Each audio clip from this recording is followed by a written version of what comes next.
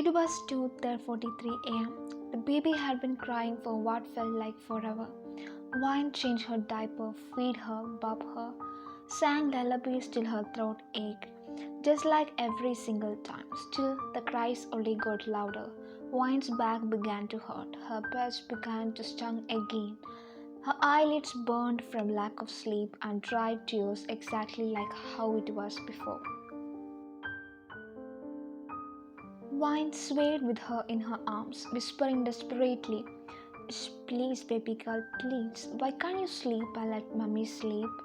But the baby's face was crunched in that veil that cracked her heart straight down the middle. She blinked away the tears rising in her own eyes. She couldn't do this tonight. And right when she was about to break, she heard the voice behind her, quiet but also groggy. "Baby," Wine turned. He was standing at the doorway to the nursery, ruffled hair, sleep still clinging to his lashes, but his eyes, God, those eyes were only focused on his wife. Wine, she tried to smile. "I'm sorry, I didn't mean to wake you." He stepped forward and gently brushed a damp strand of hair from her forehead. "You didn't," her tiny lungs did. Despite herself, she let out a weak laugh, but it was broken, and he saw it. He saw how her arms trembled, how she was holding the baby like she was glass, how her lips were wobbling from holding it in. "You don't have to do this alone," he said softly, "not even for 1 minute." Vine looked down at their daughter. "She won't stop crying. I tried everything." "I know," he whispered. "You have been trying for days." Her arms nearly gave out, and he quickly stepped in, taking the baby into his chest with practiced ease, but his eyes never left Vine's face. He could see it, the unraveling, the exhaustion, the ache she didn't know how to speak. She placed a kiss to the baby's head, then one to Vine's. Then, with her tiny body curled between them both, he took Vine's hand and slipped to his shoulder and slowly began to slay. Vine blinked up at him. "What are you doing?" "Dancing," he whispered, "because we are tired and she is tired, but she just didn't know how to fall yet." He pressed Vine's forehead against his chest, his chin resting lightly on top of her head as three of them swayed gently under the soft glow of the light night. "You are doing so well," he murmured against Vine's hair. "I know it feels like too much. I know it hurts. But you are not failing, love. You are just feeling."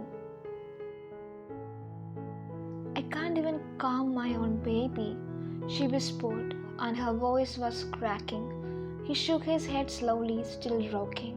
"No, you claim her 100 times already. You gave her life. You fed her with your body. You stayed up all night for her, for us. Just because she is crying doesn't mean you are not everything she needs." Vine's hand gripped his shirt, and then the cries softened. The baby let out a hiccup, then another, then fell into tiny breathy whimpers.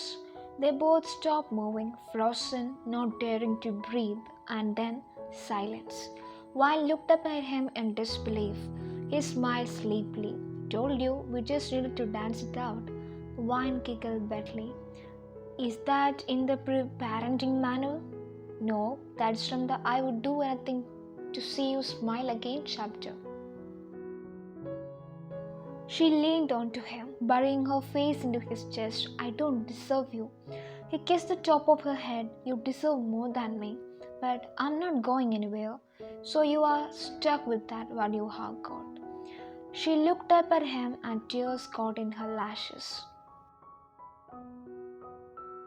"I think I'm falling in love with you again," she whispered. He grinned, boyish and sleepy. "Same, but don't tell my wife. She might get jealous." They both laughed softly, and right there in the middle of the night, With the baby finally asleep in his arms, he kept dancing even after she stopped crying. It was a lazy Sunday next day. Sunlight spilled through the kitchen window, soft and golden. Wine stood barefoot by the stove in his oversized t-shirt, her hair a wild bun, cheeks still flushed from sleep, and a smear of pancake batter on her arm. She hadn't even realized it yet. Meanwhile, their little baby girl was babbling from her high chair nearby, occasionally slapping her tiny palms on the tray and squealing at absolutely nothing. Wine tried to flip the pancake on the pan and, oh my god, the entire half of it flopped into the slough. Instead, Wine stared at it, then at the spatula, then at the smoking man leaning against the kitchen doorway, arms crossed over his chest bare under a pair of loose grey joggers. Jungkook. Don't say a word, she warned, pointing the spatula at him like a weapon. He bit his lip, nearly trying very hard not to laugh. But then their daughter let out a loud, delighted gurgle, as if she had understood the entire drama, and clapped her hands at her mother's failed attempt. Wine sighed, exasperated. Even she is smoking me now. He finally stepped forward, walking up behind her, wrapping both her arms around her waist as he rested his chin on her shoulder. She's just impressed, he murmured. Mama's feeding her and giving her entertainment. She leaned back into him with a small smile. I don't think I have eaten a full breakfast made by me since she was born. He chuckled, reaching to turn off the stove. Because you're too busy being everyone else's superhero. You are dramatic, she muttered, but her voice had softened. His hands stayed on her hips. You made it through another night. You kept her fed. You still remember how I take my coffee? He tilted his head closer and whispered in her ear, That's hot as hell.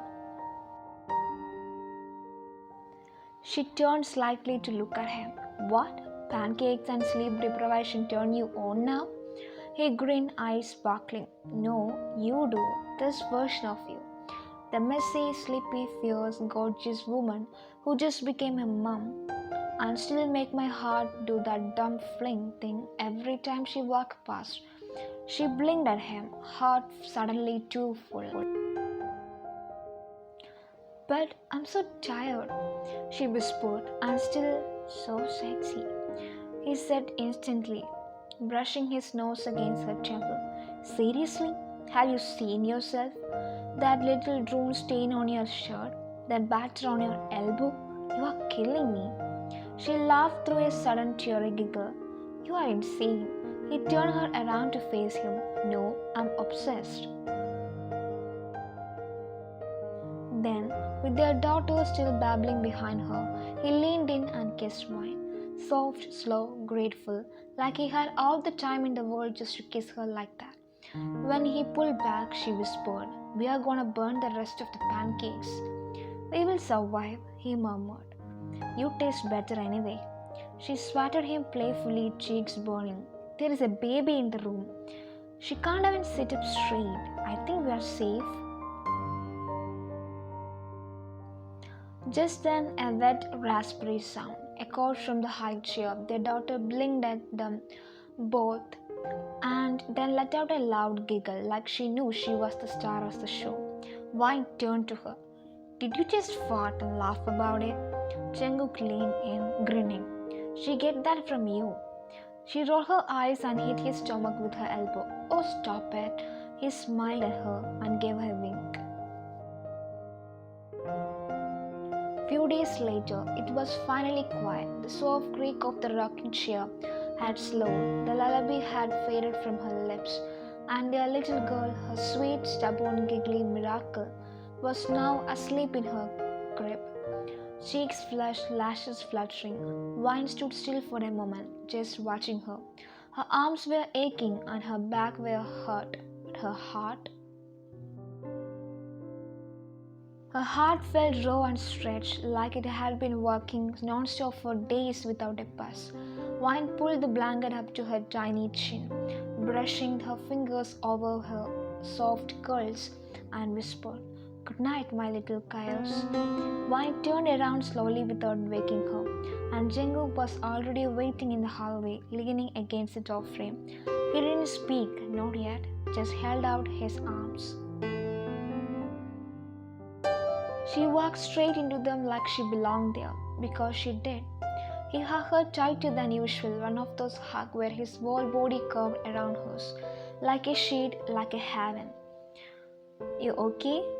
he whispered. She nodded, but her eyes gave her away.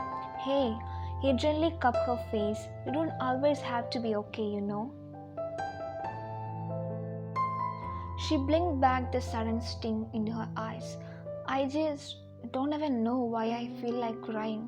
He kissed her forehead. "Because you have been giving all day, feeding, rocking, wiping, loving, worrying. When I'm at work and nobody refill you." When she looked up at him, lip trembling. "Then refill me," she whispered, and something in his eyes shifted. He picked her up without warning, not playfully, not teasing, but like it was urgent, like it was necessary, like he needed to hold her the way she had held everything else lately. "Where are we?" she began, but he was already carrying her to the bedroom. When he laid her on the bed, he didn't rush. He just sat beside her and started massaging her shoulders, slow, careful movements, like he was undoing every note the week had left behind. "I miss this version of you," he murmured, voice thick. "What version?" "The one who lets me take care of her." She smiled vaguely. "You take care of me all the time." "I try, but you don't let me see when you're breaking." His hands lowered. "You hold me, you hold everyone else. Let me hold you now." Vine was quiet, and then she whispered, "I'm scared I'm not doing it right. Motherhood is everything." He moved closer and cupped her jaw gently. "You are, and even if you weren't, I wouldn't love you any less." That broke something in her. A soft sob escaped her thought, and he pulled her into his chest. Immediately her face buried in his warmth. His heart beat loud in her ears. "It's okay, baby," he murmured, rocking her like she were the one who needed rocking now. "Cry it out. I have got you." And when her tears stopped, when her breathing steadied, he kissed the top of her head and whispered, "You don't have to be strong for me. I love all your versions, even the broken ones." She didn't respond right away, just curled into him deeper and whispered, "I think I fell more in love with you tonight." He chuckled softly. "I fell in love with you every time you let yourself be soft." He kissed her again, slower now, deeper, and when she looked at him, she could see it in his eyes: adoration, worship, pride. Not because she was perfect, but because she were his. And when he pulled the covers over both of them, cradling her like something scared, he murmured into her ear, "Tomorrow we do it all again, but tonight you are mine. No diapers, no baby cry, just us." Weeks of milk-stained shirt, unbrushed hair, dishes piling up, and half conversations interrupted by a baby wail. She loved being a mom. God, she did. But somewhere in the sleepless fog and late-night feedings, she had forgotten what it felt like to be his girl. The one who wore lipstick, the one who laughed into his chest, the one who wasn't just mama. So, when she stepped out of the bedroom that night wearing a simple black satin slip and her hair loosely pinned up, and saw the living room glowing with candlelight, soft music playing in the background, and him standing there in a black shirt with sleeves rolled up, Wine froze. He turned and his eyes lit up. He looked at her like he remembered. You did all this? She whispered. He smirked and held out his hand. Baby's asleep, monitors on, it's just us tonight. Wine stepped into his arms and he spun her slowly, no rush, no destination, just swaying in the glow of fairy lights strung above the window. She laughed softly. We haven't danced in forever. I know, he murmured, lips brushing her temple. I missed this. I missed you. Vine closed her eyes, pressing her cheek into his shoulder. I didn't think I would ever feel like a woman again, only a mom. He pulled back just enough to cup her face gently, like she were the most fragile thing in the world that moment. You have never stopped being a woman to me, he said quietly. The way you hold her, the way you love, the way you carry both of us, you are more beautiful now than the day I met you. Vine bit her lip. He leaned in, voice low and steady. You are more than enough. You are everything, and I am so lucky I get to be loved by you. Tears stung her eyes, but she didn't want to cry tonight. So Vine kissed him instead, soft at first, then deeper, like she was tasting her old self again. The version of her that laughed too loudly, who used to press kisses under his toe, who once danced barefoot in the kitchen at midnight. And he kissed her like he had waited through every sleepless night, every diaper change, every quiet breakdown her didn't let him see. When the song changed, he didn't let go. Just whisper, you are still my favorite girl, you know that? Vine smiled into his neck, even with the stretch mark and spit up. He kissed her shoulder, especially with the stretch mark and spit up. Vine laughed. One dessert? He asked softly, pulling away with a twinkle in his eyes. There is dessert? Oh baby, there is dessert. He walked her to the table where is a slice of cake, 2 wine glasses, and a candle waited. Stop brought, he admitted, scratching his neck, but I ordered extra whipped cream. Vine giggled, sitting down. That's the only part I care about. The two of them talked about everything and nothing. Wine fed each other forkfuls. She clinked glass with sparkling juice. He kissed the tip of her nose when she got frosting on it, and when he looked at her after the last bite, his voice got softer. Thank you, he said. For what? For choosing me, for trusting me with your body, your baby, your love. I know this has been easy on you. Wine blinked hard. You never make me feel like it hard. He stood and offered his hand again. She went to him without hesitation. And that night, she danced barefoot in the living room again, just like before, except this time her love had grown louder, messier, deeper, more real. And as she whispered, "Still my girl," into her ear, she realized she never stopped being her.